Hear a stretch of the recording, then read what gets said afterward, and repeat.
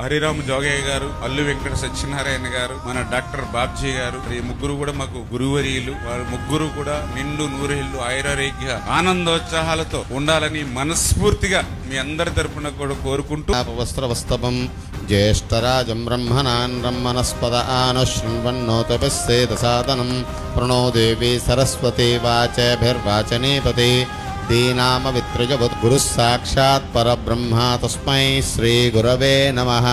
చిరు సత్కార ముహూర్తోస్తు తత్సమయే సూర్యాదీనాన్ గృహే మనయో గృహే గృహే మనజః మనయో వసంతి వసంతి మనయో వసంతి వసంతి దేవానాం. ఇవాళ మన మినిస్టర్ గారి గురించి చెప్పాలంటే is one of the best leader in the state. ఈ రోజు కరెక్ట్ గా చెప్పాలి. ఆయన ప్లానింగ్ కానీ, ఆయన చేసే విధానం కానీ, రాత్రులు తెల్లవారులు పనిచేయటం కానీ, ఇవన్నీ ఆయన చేసేటువంటి గొప్ప విషయం. మన రామానాయుడు గారి గురించి చెప్పాలి. రామానాయుడు గారు ఈ మధ్య రెండు సార్లు 3 సార్లు అయ్యారు ఎమ్మెల్యే గారు.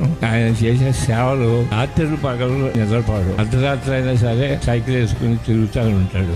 మన ఎలక్షన్ వస్తే నేను నలుగురికి ఏం చెప్పానంటే, ఈ 11 నియోజకవర్గంలో రామానాయుడు కొట్టేటువంటి జనం ఎవరో లేరు. ఏ పొలిటికల్ పార్టీ కూడా ఆయనకి 164 ఎమ్మెల్యేలు లేకపోయినా ఆ ఒక్క మాత్రం ఎమ్మెల్యేగా ఎలక్ట్ అవుతాడు. ఇది ఆయన పరిస్థితి అని చెప్పేవాడు నేను.